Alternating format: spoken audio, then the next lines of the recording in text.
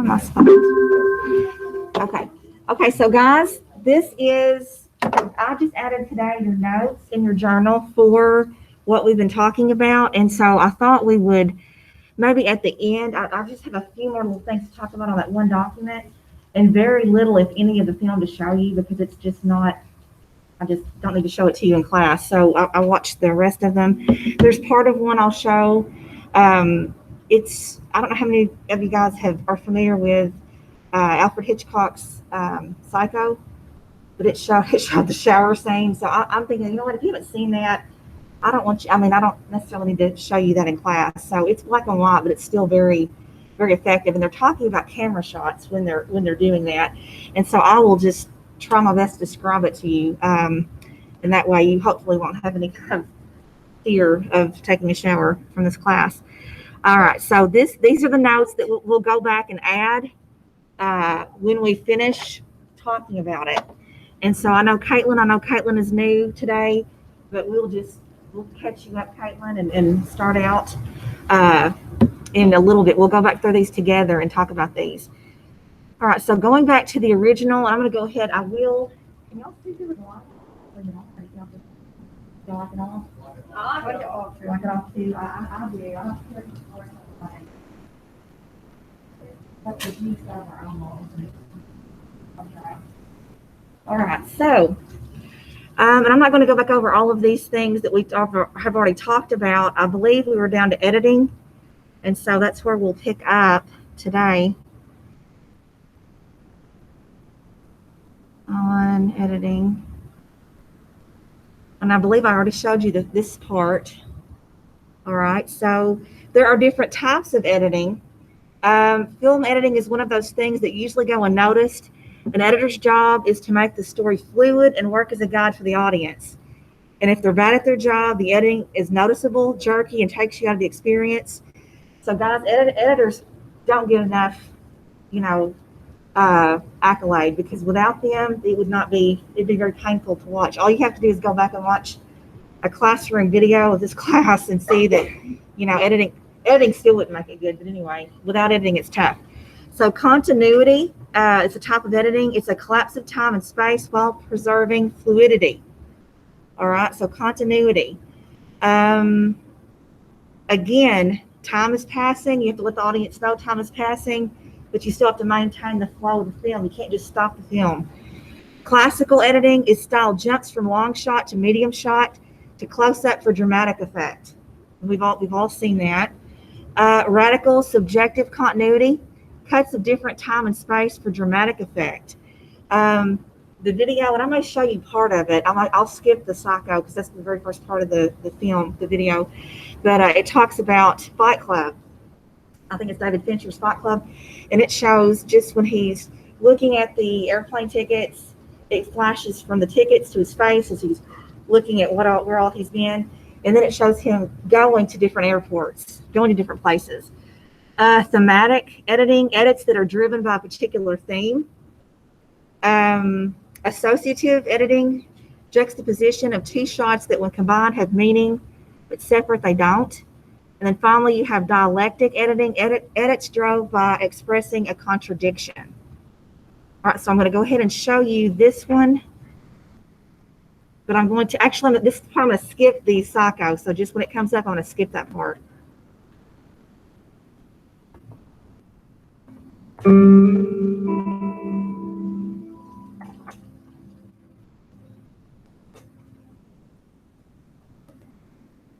Everything I've talked about so far in this series has had to do with the analysis of the individual shots that make up a film. Shot composition refers to the arrangement of objects on screen, and camera angle determines what perspective those objects are shown from. However, what really makes film unique is how these individual shots are stringed together. The manner in which shots are juxtaposed, including how rapidly the film switches between shots, what transitions it employs to make the switch, and what specific shots it chooses to jump between, all influence how we interpret a film. Does the film jump between shots rapidly or slowly? What does the director choose to focus on? What shots do they alternate between? What associations are created by putting shots in a certain sequence? This process is called editing. Most casual viewers of film don't really notice the editing that a movie employs, but Much like camera angle, it can have a profound impact on how the events on screen are perceived. By consciously picking apart the techniques a director uses in their editing, we can better understand the effect that they're trying to achieve. In this video, we'll think about the importance of editing and consider what can be achieved with it. Compared to the other topics I've discussed in this series so far, I'd say that editing is a bit more complex in regards to the theory that surrounds it. So bear with me as we get through some of it. There's an important term we need to define in order to get acquainted with editing. It's montage. In his fantastic book, Film Studies and Introduction, Ed Sikov describes montage as a film sequence that relies on editing to condense or expand action, space, or time. While this gets at some of the fundamentals of montage, I think it's a somewhat limiting description of what montage really means. It provides us with a serviceable basic definition, but I think it will be helpful to go a bit beyond this. Eisenstein offers a definition that really expands on this basis to paint a clearer picture. In equating individual shots to characters in a hieroglyphic system of writing, he claims that the combination of two hieroglyphs of the simplest series is regarded not as their sum total, but as their product. In other words, a film is not simply all of the shots added together, but rather the product that they create when combined. Divided into its constituent parts, a film is like the individual letters of the alphabet. But when letters are combined, they become a word, something with an entirely different meaning in and of itself. The way these individual parts are assembled determines the effect that the film has. Now, this really complicates film analysis. We spent some time talking about what happens within the shot, but the glue that holds these shots together determines how they build to a single, cohesive piece, the word that all of the letters combine to form. Some film theorists argue that montage is the defining characteristic of cinema, that a film without it isn't a film at all. Keep this idea in mind as we look at some sequences. The principles behind editing extend far beyond these, and there are lots of conflicting ideas about it, but those are ideas for another time. For now, let's try to get a handle on the fundamentals. Let's look at a few examples of particularly notable editing so that we can get familiar with its common uses in cinema and really understand montage theory. The manner in which shots are assembled in a scene lays the foundations for a director to incite emotions within the audience. To illustrate this, we'll take a look at Alfred Hitchcock's Psycho. Okay. And this is where we're not going to, because it's just, I thought about it and it's no. So he's talking about in this part, Psycho, how, you see the dark shadow. I'm just gonna hurry. Okay. So there's such quick pictures, and it's almost like it puts different parts of the shower and her in, like, shoots from them, and you know what's going on without seeing it from afar. It's like it focuses on that, and I'm doing a terrible job explaining it, but that's what it is. Very quick succession of pictures, different angles, and that's what he's talking about. Emphasize the emotions of what is happening on screen and to indicate a sudden shift in action. I also really like this example because the shots shown during the murder switch so rapidly that the viewer has almost no time to inspect each individual shot at all. It really drives home the fact that the content within the image isn't the only thing that matters, and that the shifts between the images are just as fundamental to the effect of a sequence. Let's check out another example.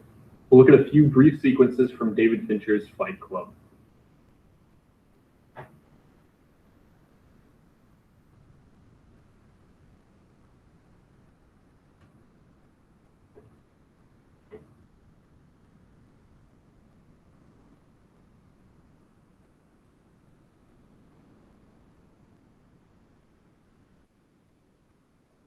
In this short sequence, the film cuts rapidly between a shot in which the tickets take up the whole frame and shots of Edward Norton's character's shocked expression. This immediately works to establish the importance and strangeness associated with the tickets as the editing connects the tickets to his surprise. I went to all the cities on college used ticket stubs bar hopping. I didn't know how or why, but I could look at 50 different bars and somehow I just knew I would keep Tyler very according to I talked to him.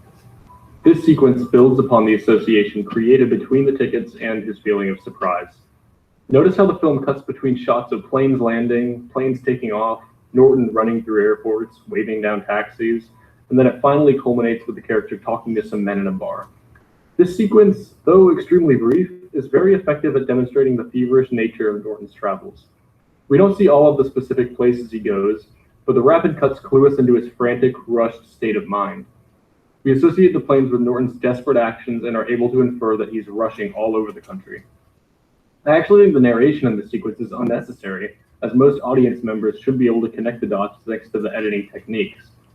This is a great example of how editing can be used to condense time and shape it to the director's liking, like Sikov notes in his definition of montage. We don't need to see Norton buying a plane ticket, boarding the plane, disembarking, and all the other boring details in between. Fincher gives us a few shots, connects them rapidly, and crafts a sequence that is impactful and concise. In doing so, he allows us to empathize with Norton's character, connecting with the confusion and sleeplessness that he feels.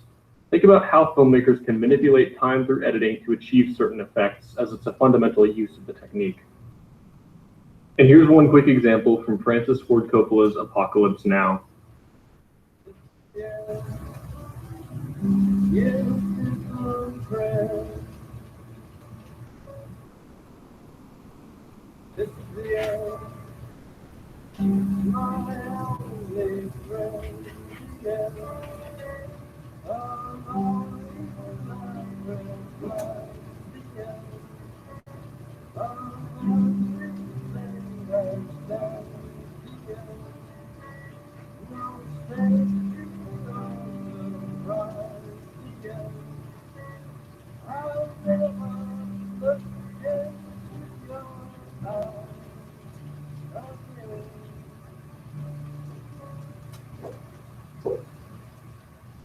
Notice how shots of a soldier's face are superimposed over scenes of war.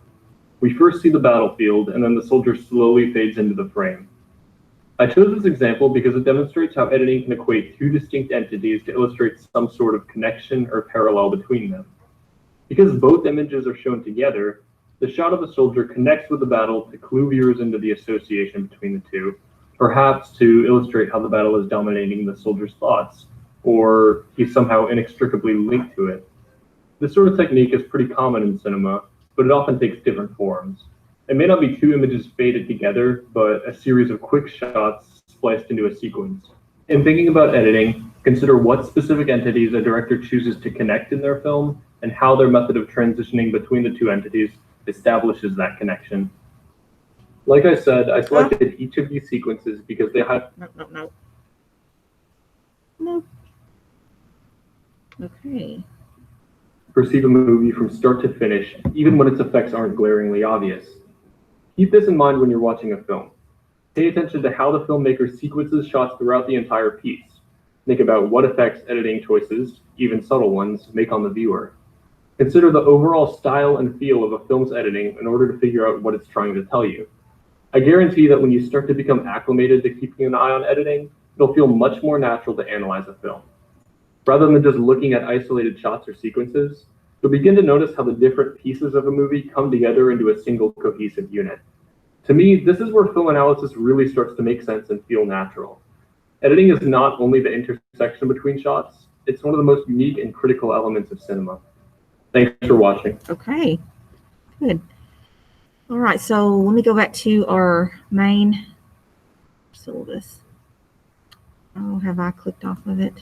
Yes, I have. All right. Let me go back to this. We're not completely finished with this one.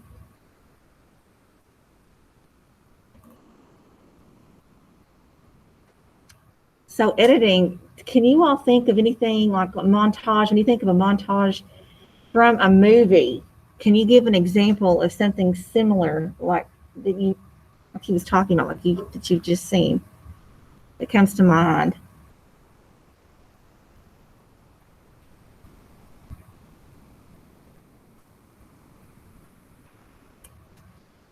It's hard to be able to just come up with it quickly, isn't it?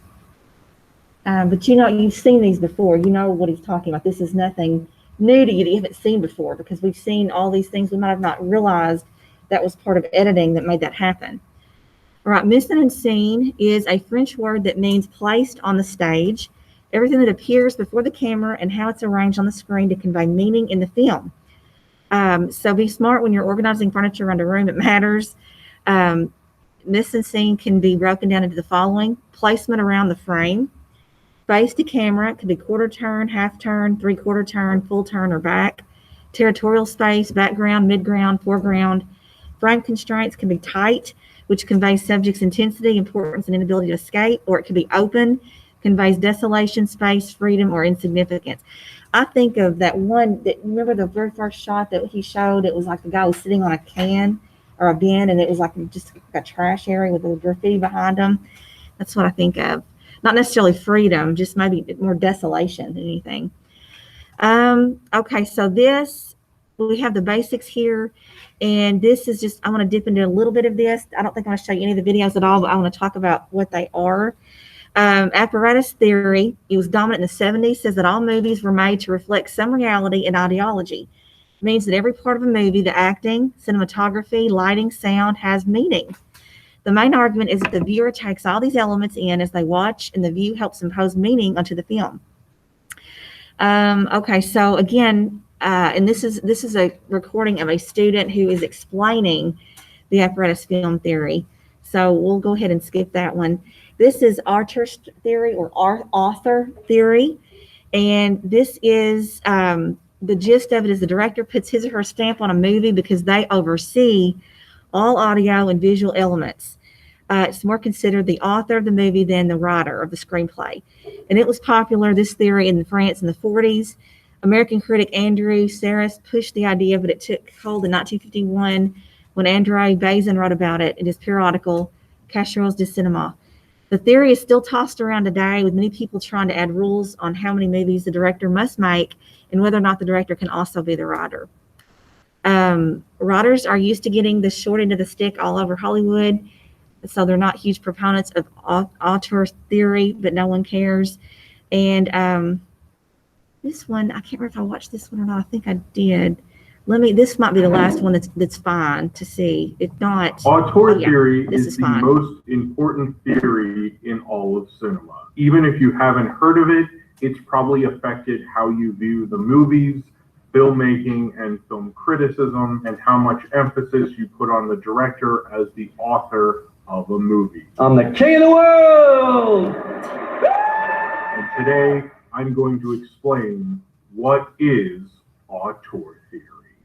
Auteur is actually the French word for author, and auteur theory is where the idea of the director as the primary author or artist of a film, and that film reflects the director's creative vision. A distinct creative voice that you can spot, either through style, story, subject matter. Some directors are noticeable right away, like say the films of Tim Burton or Wes Anderson, Spielberg, Hitchcock, or John Ford. It's very obvious that they are the main cinematic voice through these films.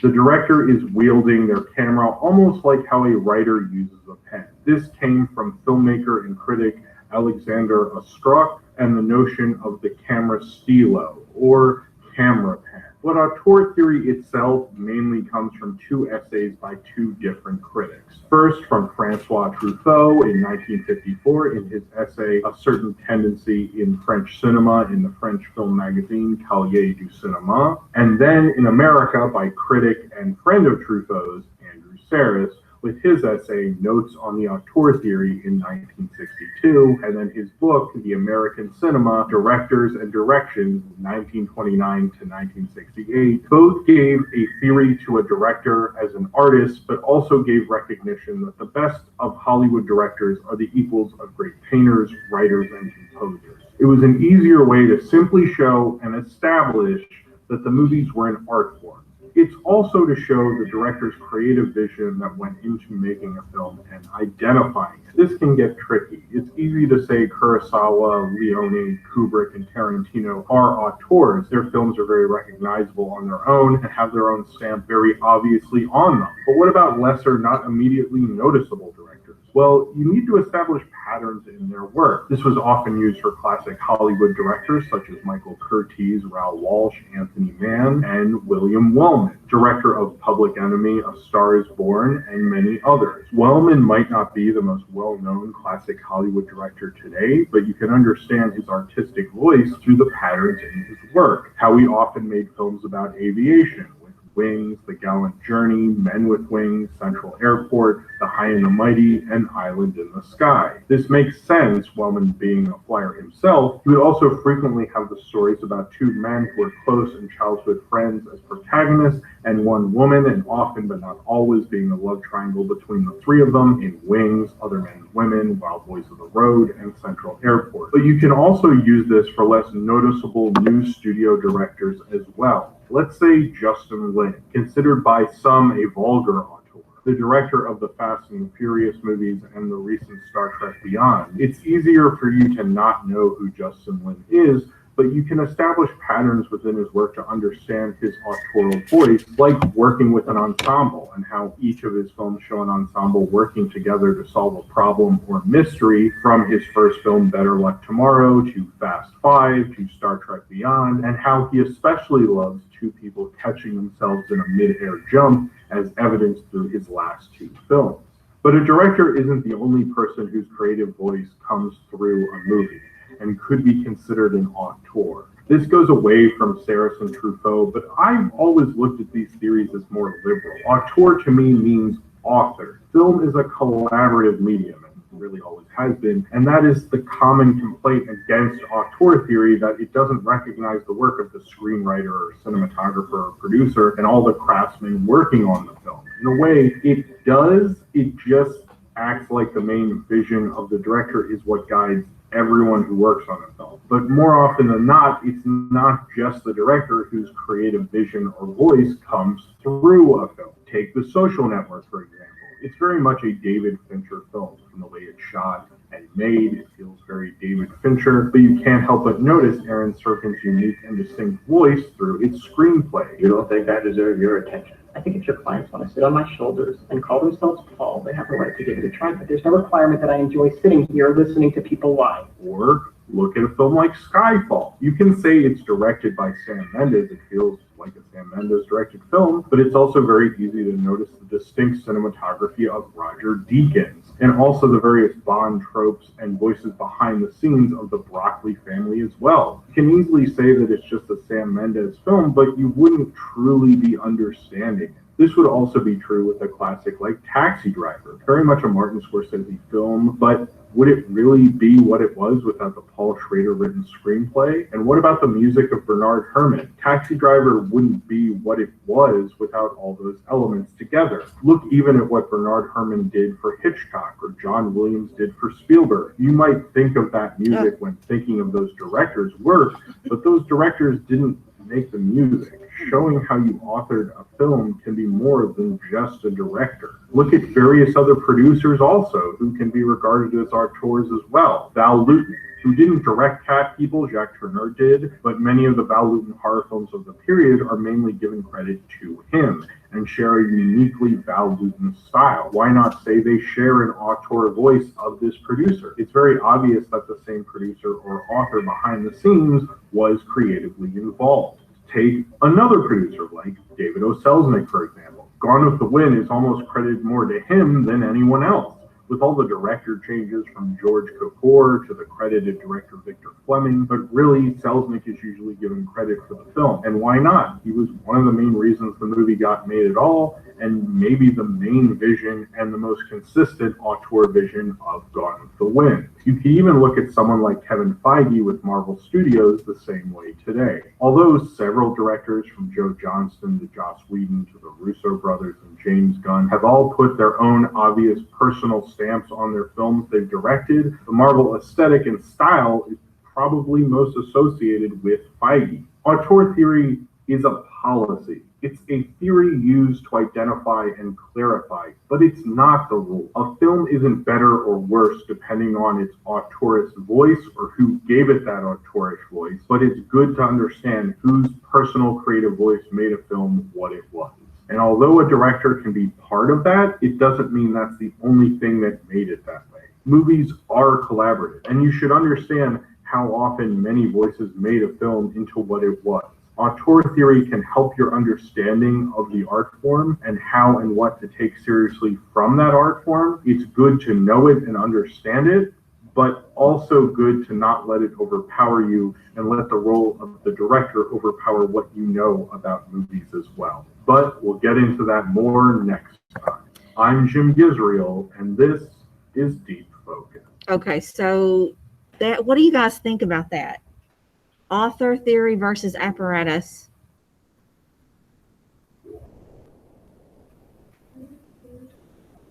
You think, I mean, author theory, again, like, so the director equals the author. But for me, I don't feel like, I know a director very much puts his or her stamp on it, and then, you know, they're supposed to be in command of everything. But unlike a book, unlike the writer of a book, they don't have that complete, I said, the credit or the criticism can't all be set on the director's plate. It is a collaborative effort. What do you guys think about that? What do you think of all the people that go into making a film? What is it? I know it. And it's a shame. I mean, we don't think about it, and you don't really know unless you go into it and do it, to how much trouble it is to edit something. I don't know how many of you guys have edited anything ever, like a film or whatever, anything. No one's ever edited anything. You know what? I think for this class, I think that might be a little assignment that I tack on, that we did it a little bit. What is it? We did it a little bit in the East. You did a little bit in the East, so okay, tell us about it. What? Well, just I mean, a little bit about it. What did it involve?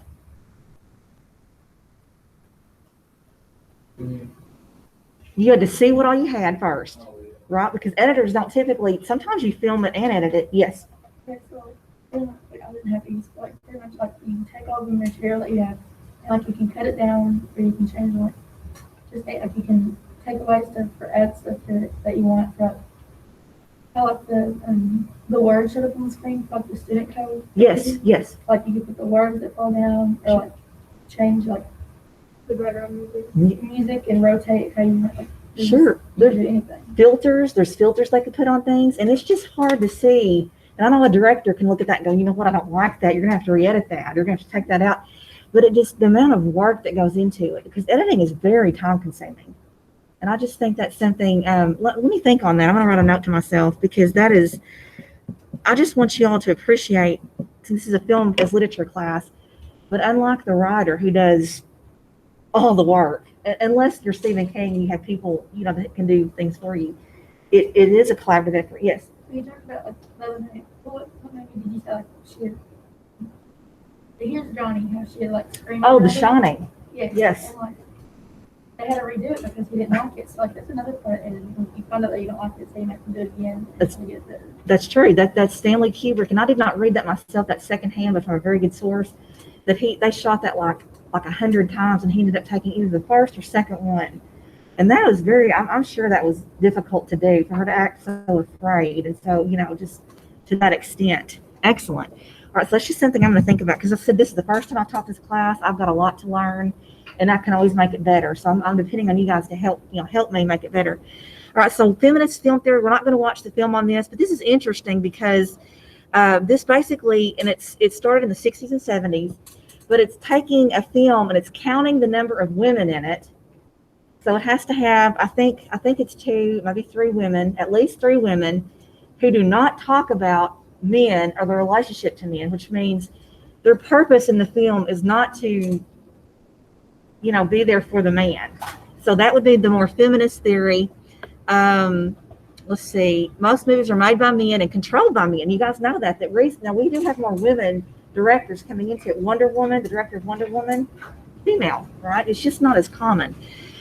Cinema as a whole has been created through the lens of the male gaze, and thus force roles and stereotypes onto women that they may negatively affect their social standing. Let's see. It can be applied to anything from Tarantino to Wells. And again, we're not going to watch that. This is called the Bechdel test. All right, so here it is right here. So it's got to be 2 women who talk to each other about something other than a man. And I thought there was one other element to that. Let's see. In recent years, people have also used the clarification that both men and women must be named. The test is named after the American cartoonist Alison Bechdel, and whose comic strip, I'm not going to say that, is first appeared in 1985. Okay, so moving on. And we're not watching. We're about finished. I do want to go real quick to genre studies. Broadest of these film theories breaks down films into their genre and then analyzes what tropes or themes show up over and over. Genre studies theorists try to see if those themes mean something about the world or time in which they occurred. All right. Okay. Why film theory matters. Okay, so film theory does matter. And there are careers in film, of course. We have professors. If you went to film school or took a media studies course in college, you probably already know about the path. Film theorists are college professors. They teach all over the world and have a vast array of specialties. Favorite professor in college recently wrote a book on Italian-American portraits of masculinity in film and television. We're not going to, Casablanca this talks about why it's such a great movie, why, it captures the struggle. What is America going to enter the war and help out or not? You can also be a critic. Let's see. Are you the person friends go to before Rotten Tomatoes? Maybe a career in film criticism is right for you.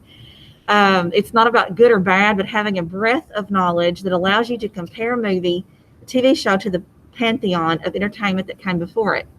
You can comment on the lighting, how it changes the tone, how the director's control of the edit makes the movie too long, too short, or just right.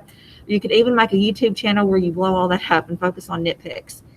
There's also creators of film. If you're going to be a creator in Hollywood, you're going to need to know your stuff. You don't want to, and basically, guys, directors, they just watch a lot of movies. And I will say most of them are very intelligent. I know Tarantino, I think he was a high school dropout, but he's a rarity.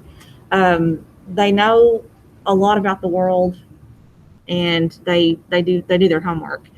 Okay, so this. I feel pretty good that we've covered this topic. So what I want to do, I'm gonna freeze it for just a second, check on my virtual, and y'all doing okay, guys? Okay, so I want to go ahead and go to our notes, and I made these for a classroom. If y'all will go ahead and go to those, and we can do these together, or you can work if you want to work individually, that's okay. I thought I would ask you what you prefer, because we can have some, we've had synchronous time, we can have some asynchronous time working just alone for a little bit. What would y'all rather do? Would y'all rather go through these as a class, do them together, or had you rather maybe work with a partner, kind of work by yourself for a little bit?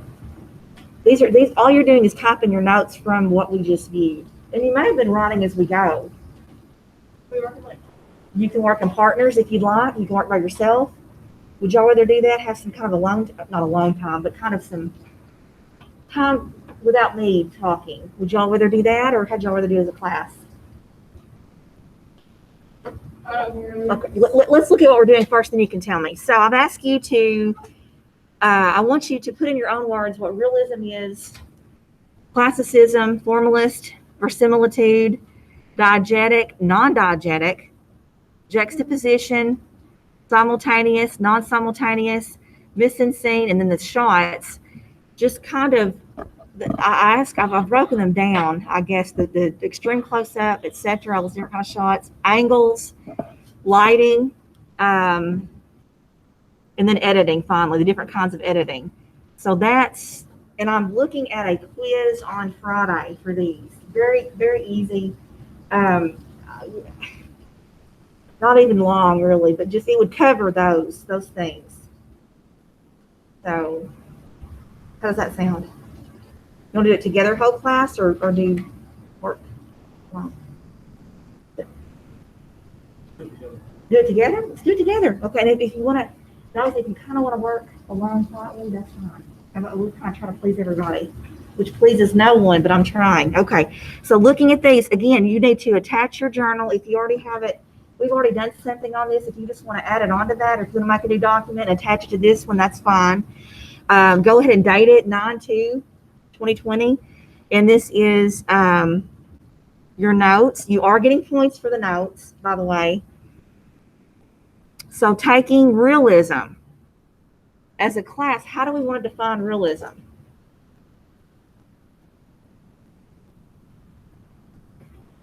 And again, I go to my notes because I want to make sure that we're talking again about realism in film.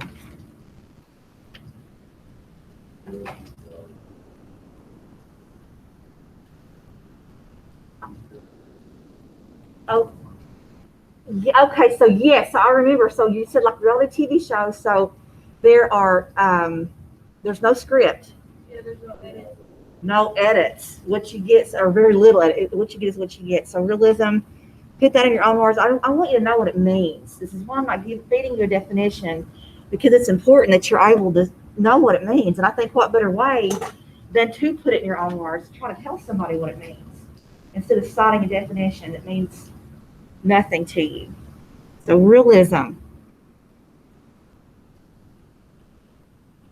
And I can't, if I need to go back to the article, I can go back if we need to go back and peek at it, because it had a little list. Non-professional actors, no special effects, minimal editing, natural lighting, documentary style. So on a quiz, what this might look like would be which of these is realism, and it would say contains, all the following, and I might add something like, instead of minimal editing, I might add, heavy editing or something. That wouldn't be it. So all of those things for realism. Okay. Moving on to the next. Oh, am I going too fast? We good? Okay. So moving on to the next one is classical. So what is classical?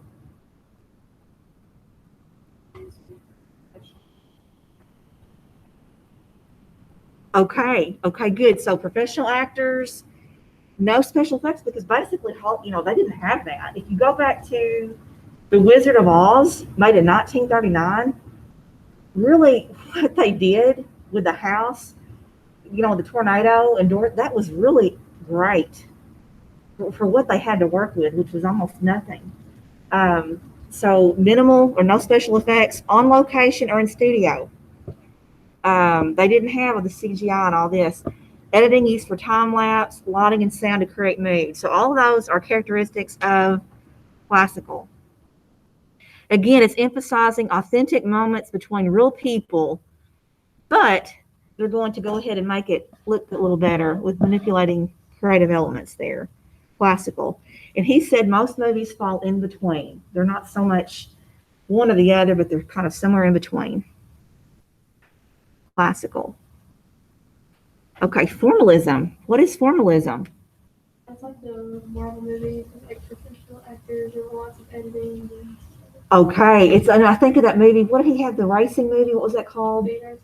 Speed Racer. That was just. I haven't seen. I want to see it. I was just so. What is it? Let's watch it in class. Watch it in class. I have to watch it first. Well, we have time. The thing is we're on a very. I will see. I'm not saying no. I'm just saying we will see, because I've got the syllabus, but we will certainly, if not, at least we can see some more clips, because it was just such a pretty display of color and movement. So here guys relies heavily on special effects, as you said, Marvel movies. Editing speeds up or slows down. Lighting and sound breaks illusion of reality there, and that would be for formalism. Okay, what is next on your notes? I have. Okay, what is verisimilitude? Because that's also a literary term. Okay, a movie's truth. Very good. What is true to that? So putting that in your own words, a movie's truth. If you're talking about it's in literature, what would it be for literature? Starting what would be for literature. I guess like if you're, if you're reading Gone with the Wind, and it's like, isn't that like Civil War? It is. And then all of a sudden there's like an alien invasion. Right. That doesn't really go, does it? Good. Excellent. That's exactly right. All right. So verisimilitude. So it's a very fancy, pretty word. That's what it means. True to the movie. How did you word it? Said 2 words. I said movie's true. Movie's true. I love it because it's short and sweet, and that's it. Verisimilitude. Okay. All right. So what is next on my notes? What is it? Diegetic. Diegetic. Do you remember what diegetic is? Is that like where the characters can hear it and we can hear it too? That's exactly right. Diegetic. The phone rings. Oh, the characters hear it. I got to go answer the phone, and we hear it. So how do you want to word that in a definition? I mean, how characters hear it and the audience hears it. That's perfect. I like putting these in our own words because I want you to be able to use these words and then explain to the people what they are, because not everybody knows these terms. And I'm learning them myself, so. Okay. My virtual, you guys doing okay? Everybody's let me know if you're not, because the audio is on, I can hear. All right, what is next? Non-diegetic. So if diegetic is characters can hear and so can audience, what would non-diegetic be? We hear it. So that could be like, yeah, the music. So that's another one thing I think of, right? Maybe even like if there's like a voiceover and you have this narrator's talking, and then of course the people don't necessarily hear that. Good.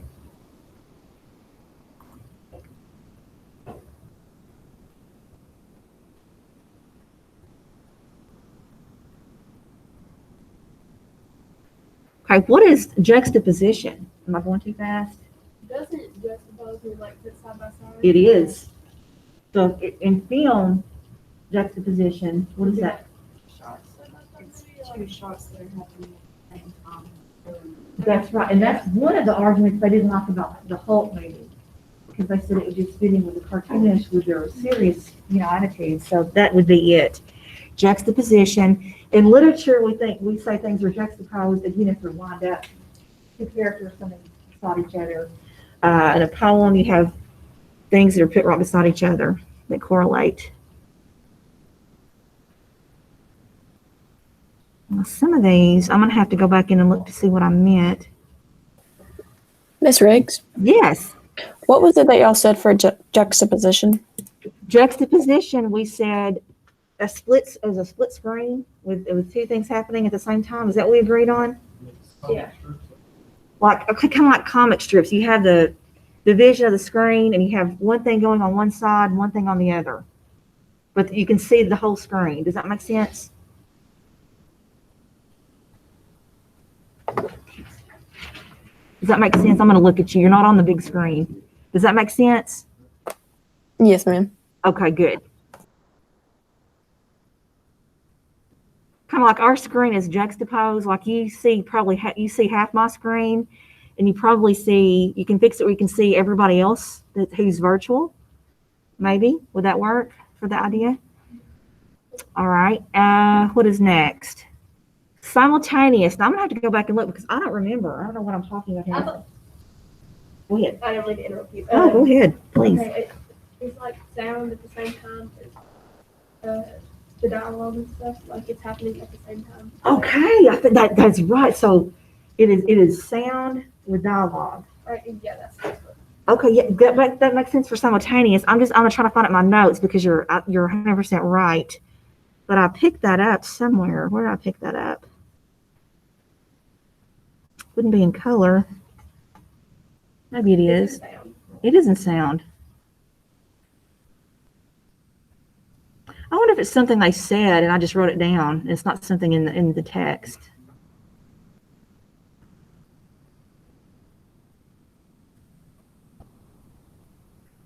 Okay, hey, there's another for juxtaposition. When combined have meaning but separate, they do not.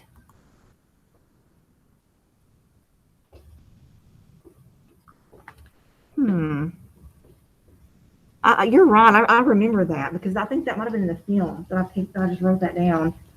I hope I wrote it down. I'm going to find it. Simultaneous. What is it?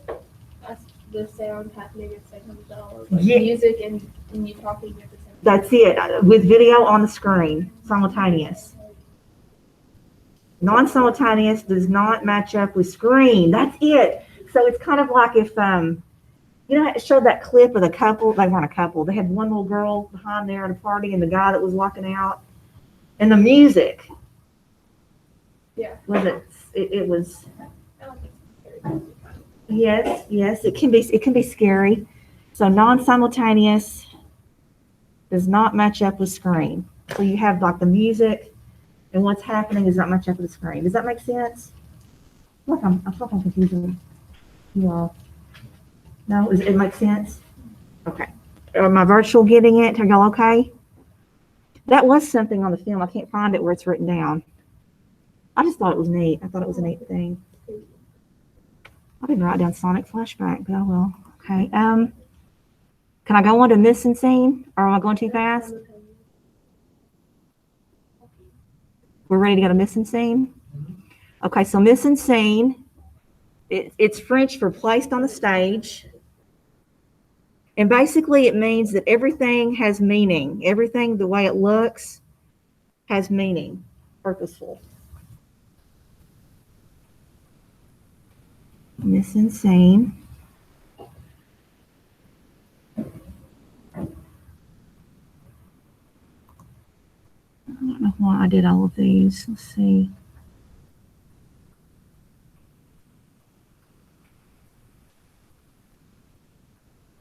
Some of these, okay, I'm skipping on to shots in a minute, but I don't know.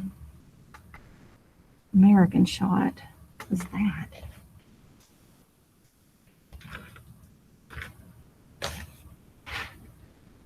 Okay, the different kinds of shots. Am I going too fast? I think we all know what an extreme close-up is. I mean, we don't have to we don't even, it's self-explanatory. Close-up, self-explanatory. Medium, what is a medium shot? Isn't it like what's this? Half the body, because what's next? Full shot, sure. Didn't write everything down. Yes.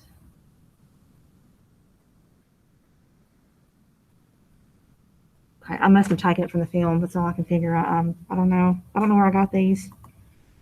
Okay, full shot, obviously, again, self-explanatory. Long shot or wide shot, what would that be? Far away, right? We saw some examples of that. You know, you saw someone was very small in the background. Wide shot, taking in a lot of the screen space. Extreme wide shot. Again, that's, yes, the helicopter. What about deep focus? A deep focus shot.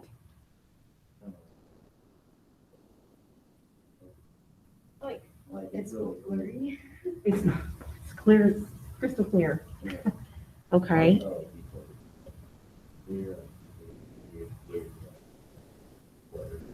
Okay. So what you're focusing on is very clear.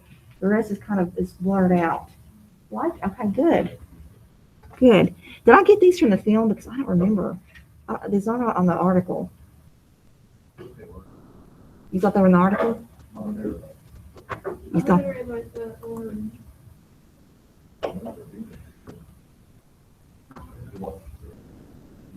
What about the little colorful thing that you were talking about? Was that those shots? Or was that Oh, here they are. Here they are. Good. Okay, 10 kinds of shots. So what is an American shot?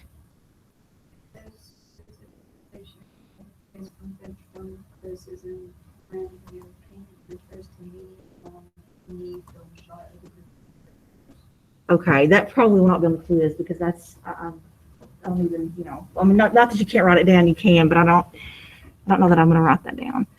Over the shoulder shot would literally be what? It's just over the shoulder. Looking at something else. Like you're. Okay, two people are talking. Point of view shot. What would that be? Would be like Whatever the character is seeing, you're seeing. Okay, yes. So you are the character. Okay. Okay, how am I going too fast? Virtual. I feel like I am. A virtual? You guys good? All right, so moving on to angles. Eye level angle, again, these are very self-explanatory. Eye level, high angle, we talked about this, I think, the first couple of days of class. A low angle, and a oblique. What would oblique be? this sideways. Sideways, something that indicates something's not quite right. Lighting, high key lighting. Okay, I don't know. I don't remember this. You guys remember this? Yeah. Oh my Lord. Okay, I'm just old. Okay, so just We're talking a little bit about the scene. okay, I was good, gonna say it, but I remember talking a little bit about that. good. Okay, what about low key lighting? Look, Like, okay, dark, low key, that makes sense. This next one, chiaroscuro, because I looked this up and we did shadows, how to make those. Silhouette black lighting. I guess it's literally just silhouettes, you just see shadows. These shadows instead of shadow on the person. Okay, good. Editing, we just talked about these, and we can actually, I can find these on the film since we just talked about them. So the continuity, oh, I'm having trouble with my, well, hang on, guys.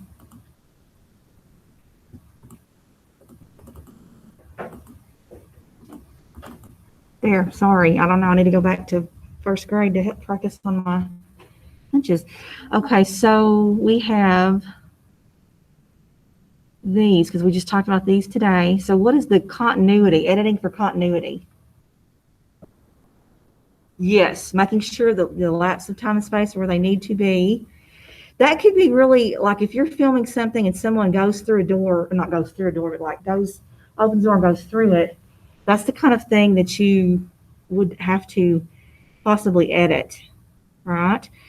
So again, you can put this in your own words, or you can type right here, a collapse of time and space while preserving fluidity. It is frozen, and thank you, and get used to that because it's going to happen a lot. All right, classical, what is classical?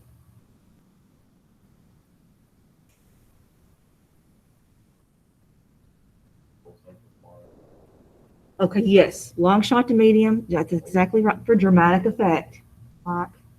Good. And radical subjective continuity, cuts of different time and space for dramatic effect. What would be an example of that from, I'm sure they showed us in a film. It's kind of like a montage if they're thinking back maybe, or they could be thinking present and then thinking things in the past and going back and forth very quickly. Thematic, edits that are driven by a particular theme. Okay, now what would that look like? If I'm saying I want, what is it? Okay, the movie tickets. Everything had to do with that. So those shots, you know, they probably, there's no telling how much they took. They had to select that to show he was, and we got it. They weren't saying, okay, now he's looking at the tickets, and you know, we get it from the pictures. Thematic, associative, and then they're using juxtaposition of two shots when combined have meaning. We've already done that one. And then dialectic, did I include that on the notes too? Yes, the dialectic also. All right, questions or comments, guys? We've got 30 minutes left. Comments, questions? No? All right, so why don't we, if we've got our notes, does everybody have their notes like they want them? Does everyone have their notes? Does anyone have a question? I'm going to freeze my screen again, so you have to remind me to unfreeze it. Checking on my virtual. You guys doing okay? You have your notes? Okay, great. So one little thing I'm going to have us do before we call it a day. I want everybody, and this time I think I'm going to assign. I'm going to assign people an example of something. So we're going to be looking for examples of these. So, and again, I know that showing the movie is copyright issues. They won't let me post the whole video. That's what happened. We were sharing those clips. It just said you can't, copyright, you can't do that. So I wasn't able to post our class. But everyone's going to take one of these. So who wants to find an example of realism? And again, it needs to be, I guess, just a picture of the film. That way they'll let us, it won't be a clip. Like it can be a movie poster or something like that, or just a shot from the movie. It just can't be I won't show the video. So realism, who wants to do realism? An example of realism. Is your hand up, Emily? Okay, Emily's doing that. Classicism, who'll do classicism? Oh, Journey? Okay, Journey. Okay, well, it doesn't matter because formalist. Okay, you're gonna do formalist? Yep. Why don't you both do classicism? Because there's just a lot there. So each of you do classicism. What about verisimilitude? Who will do an example of verisimilitude?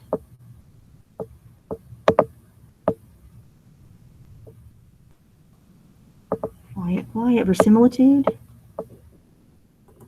Any of you guys want to do verisimilitude?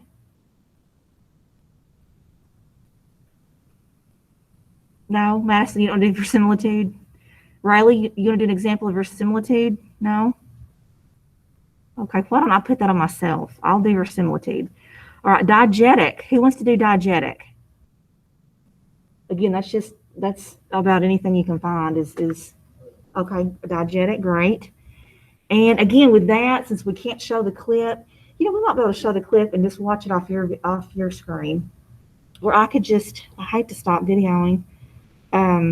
We may do that. We might just let you, if you want to find the clip, make sure it's audience appropriate, and you'll just share, and that way it'll help you explain. This is my example. Okay, non-diegetic. Who wants to do non-diegetic? Non-diegetic, good. And juxtaposition.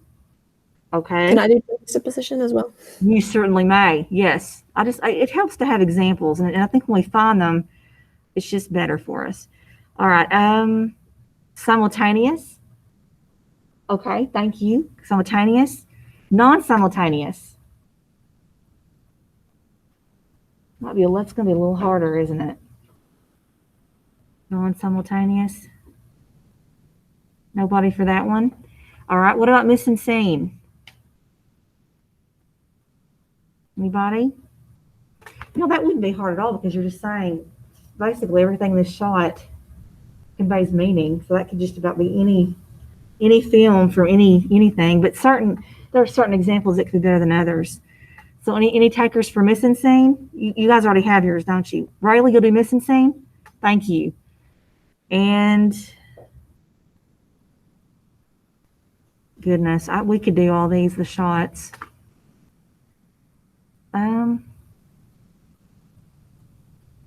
Why not? Because that won't take you long at all to do that. So we're going back around again. Jaden, do you have something to do? Did you get one? You did get one? Oh, you did get one. Okay. Who wants to do an extreme close-up? Find one. That could be really fun. Extreme close-up. Thank you. Who wants to find just a regular close-up?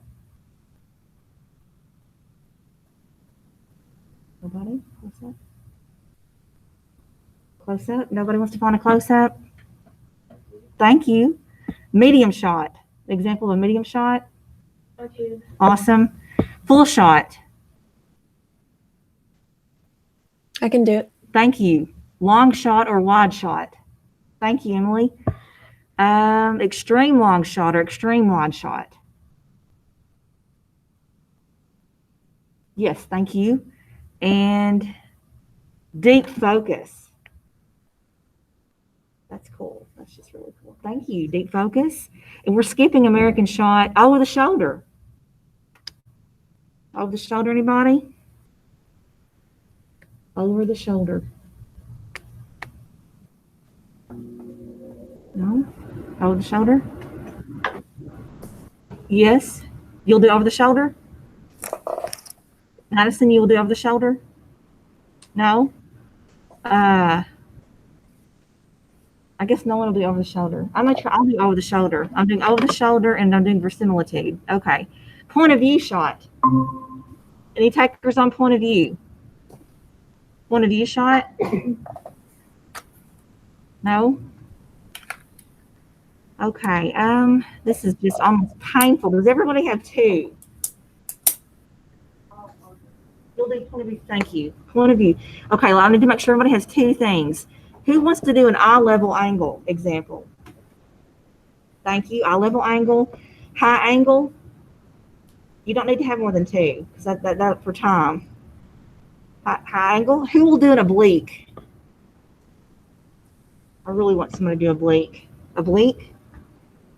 Thank you, because that's cool. Those are neat. I'm not writing these down. Low angle. Who's got my low angle?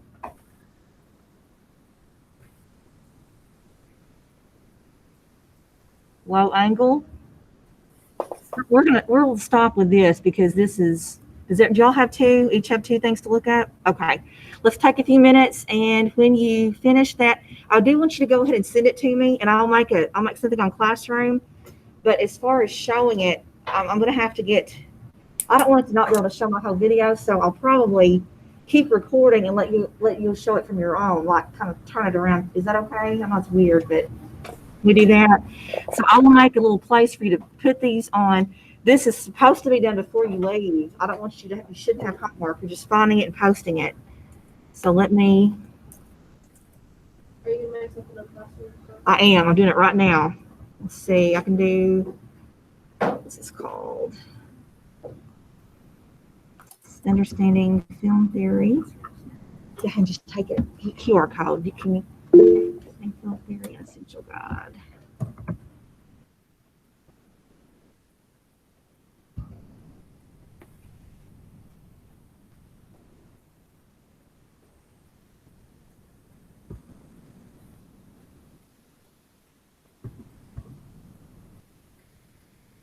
I'll do it right now. Two examples here. I'm going to make it due today before you leave. That way, and if you don't think you can finish in time, just let me know. I'm going to put it due at 9. We'll get at 9:40. Is that right? 9:40? Okay. It takes so late. Okay, 9:40. And I've got it. It's not going to be 100 points, but I've got it on there. Okay, I should have it on there. All right, I've got to get busy. Does anybody have any questions? I've got homework too. For similitude and I think I'm doing juxtaposition. No, I'm doing juxtaposition in verisimilitude. I'm pretty sure. I'm doing juxtaposition. You are, so it's not. I'm not doing that then. I'm doing verisimilitude and I have no idea. Oh, I'm doing a shot. I'm doing a over the shoulder. Thank you. Okay, guys, I will stop presenting, but I've still, I'm here if you need me. I'm just going to stop presenting my screen. So, guys, let's try to be ready in about 10 minutes. You think that's plenty of time? I'm just finding films of the words that we got. Yes, an example. That's all you're doing. You can do either one. Now, some of them are going to require a clip, I think, like the sound would. But other than that, I think you can do it. How are you? Yes. But it's sound dialogue. It's a quiet place or wherever. And,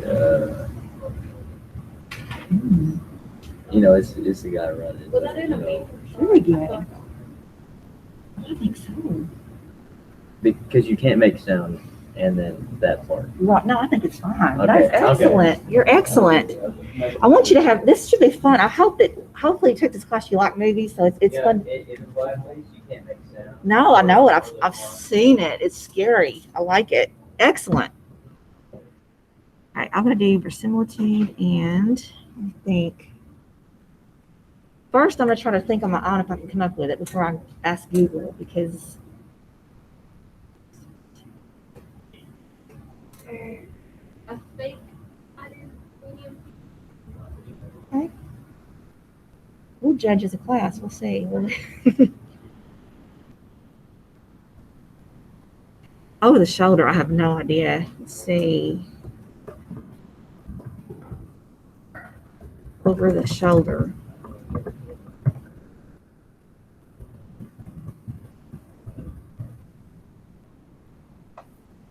Would you just want a picture of it? That will be fine. That'll be fine. Yes.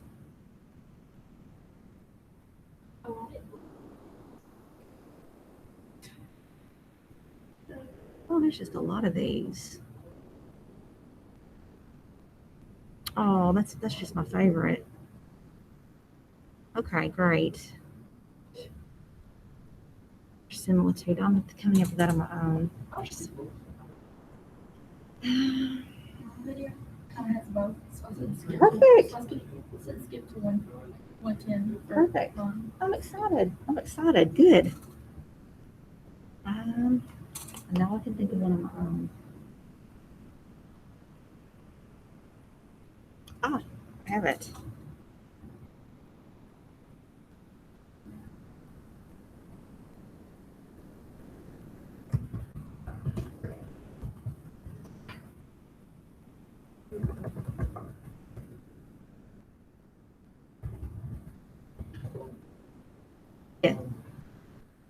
What's up? I'm just gonna have a picture. That's- For slide edit. We'll have a, whatever, Perfect. but you want me to You can, what you're sharing with me is fine. I will probably have you do it from your screen to keep YouTube from blocking this recording. Does that make sense? Of the class. put the link on it. I do, if you don't mind, yes, please. I You're have a getting, question. you're getting points for that. Yes, The journal entries? I yes, do want to unpack. Do we just- that is fine. That is perfect. I'll pause for them when I put them in. You just hang on, don't lose them. Jay, I still have your hard copy also. I'm hanging on to it. I haven't lost them. I've got 2 of your hard copies. Just letting you know. Got them. I haven't put those in yet. Are you guys already finished? Yeah. You are so awesome. Okay, I'm gonna show. Is your unit? Yes, turn them into me when you finish. Oh, we're supposed to be doing examples. Virtual, are y'all finished already? You guys good? No? Okay. Let me know. If you don't care to let me know when you're finished. I'll check back. You're not on my big screen, by the way. Just looking at you. I'm excited about mine. I've got 2. And I thought of the one. I thought of a similar to on my own. But on the shoulder is not hard. It's literally, they're filming 2 people talking and they're filming off the shoulder. It helps me to visualize it. I'm a visual learner, and it helps me to see it. Because it's not hard. It's just I needed to see that. Yeah, I made a box and then I put my word. You don't have to turn. I can see them. So no, don't worry. Unless it just bothers you, that thing bothers you, that's fine. I'll work with you because I know that thing that says do. You want to submit them, and then you can unsubmit it if you just want to leave it alone. That's fine. Okay, is everybody? I bet. Are y'all still working on it? You're fine. My virtual are too. It's fine. No.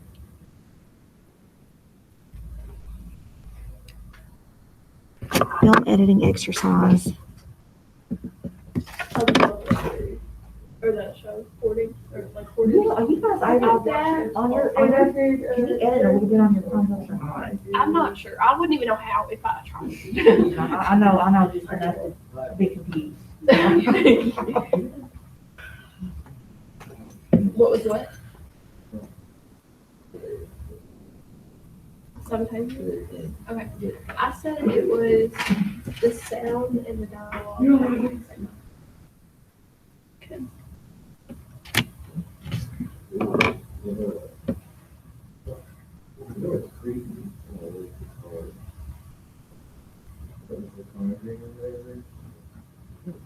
Two.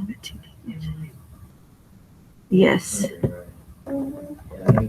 Yes.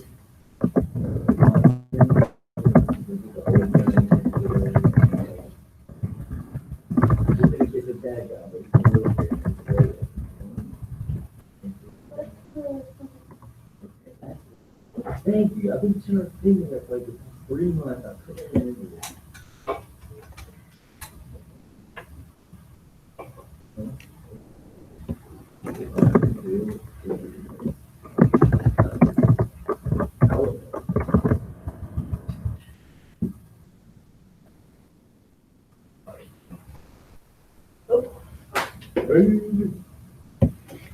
Has everyone found their two? Yeah, I did. She has has it. it. Oh, that's excellent. That is fantastic. Yes, it is. Just go. You guys finished? I can go first if you want to. Here, call the question. Oh, okay. I'm so excited about mine. I really know. I'm not gonna watch this. It's storyline. That's my favorite thing. You don't like watching. I don't care. It's fine.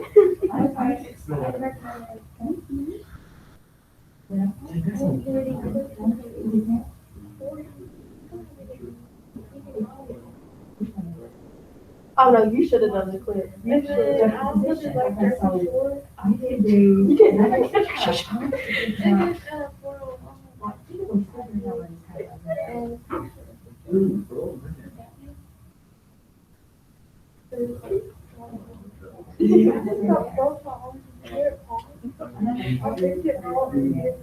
I did first one last year. Ready for Galaxy on it. I ordered delivery in my day. It's like a big box. Like that's where all these like a bunch of L. And special thanks. Yeah. So and then for I did medium shot. We had separate and Peter. We just had Peter.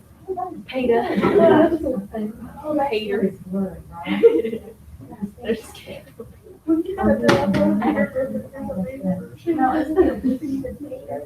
Yeah. And then he said Peter. I don't ever say Peter. It's Peter. There's no. I would never remember saying Peter. That's what Lily said. What? Am I virtual doing okay? Are you guys ready? I don't know where did my other people go? They checked out? I just finished. Oh, okay. You're great.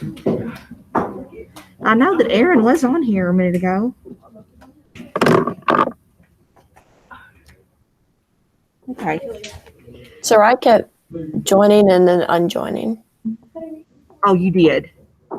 So I kept joining and unjoining. Okay. You had issues? Sarai has. Oh, okay. Thank you. That's fine. She'll have this assignment on there. Thank you for letting me know. That'll be good. All right. Riley, are you ready too? Okay. All right. Anybody still working on theirs? Okay. So guys, again, I will go to Classroom to show these. Rachel's going first. I'm going second just because I want to make sure and get mine in today. If we don't finish today, we'll continue on Friday before the little easy. It's going to be such an easy quiz, but you just still need to look over the stuff. Make sure you know what it is. I don't know how. I will do what? How do I like? What do I do? I'll tell you in a minute. Okay. I don't know how to do it. You're fine. Yes, you do. Oh, you don't know how to do it. So, okay. So what is yours? What is yours? Your picture or clip? Both. Okay. So the picture I can show, the clip, I'm going to let you show from your computer. I mean, I can. Is that okay? Let me. I don't know how to do that. That's what I'm asking. You sit up front. You just Oh, I see. Or you can, if you'd rather, you can stay in your seat, whatever you'd rather do. Do you not have one of them cords that you can hook up for? I do. Does that work? Okay, sure, I'll do it like that. It does. There. Yes. Okay. I'll let you talk about your example. I'm afraid to do it because my virtual. Okay, well then I'll put mine up there. What do you mean? Do you not have one of them cords? Well, I do. She's but- scared of the virtual. Yeah, That's it. it'll be something with Oh. other people. I don't know then. It's okay. It's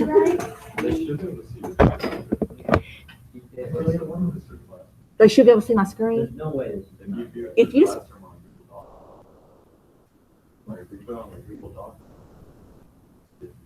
they can. They sure can. They can. You know, I can solve all this by stop recording, and then I could still post my videos. That's what I'll do. That way we won't have an issue. Let's just do that. I'm stop recording. We've got 10 minutes of class. We're going to share our examples, which are on Google Classroom, and we'll have a quiz over these terms on Friday. Okay, stop recording.